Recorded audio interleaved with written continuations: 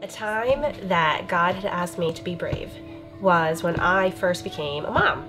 I married Sean when I was 17, and we got pregnant 2 months later, and Luke came along 6 months later at 24 weeks, and he weighed 1 pound 14 and a half ounces, and he was sick.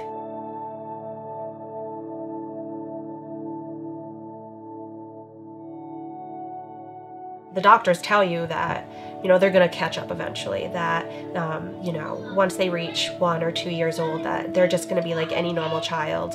And I believe them.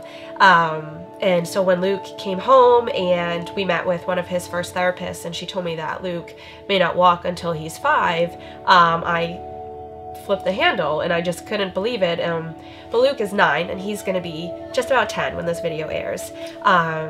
And Luke is probably never going to walk, never going to talk. He's never going to eat until he meets Jesus. And so God didn't just call me to be brave when he was born. And I didn't really feel very brave then. I just felt overcome.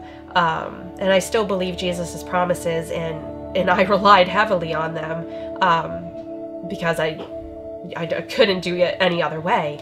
But now I have to be brave in the fact that my life isn't normal, that I'm always going to have to be strong, not just spiritually, but physically, to carry him, and that he may die.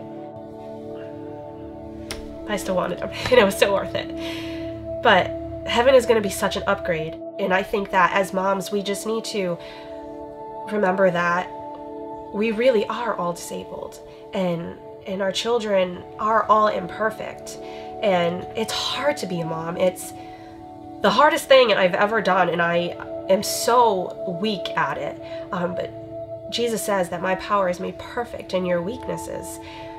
It just astounds me how many of his promises are there that we can just fall back on, and when we're struggling, and when sometimes we wish that our children didn't do certain things or didn't act certain ways or weren't that way, that he promises a new outcome. And it's not always easy to be patient, but it's always worth it.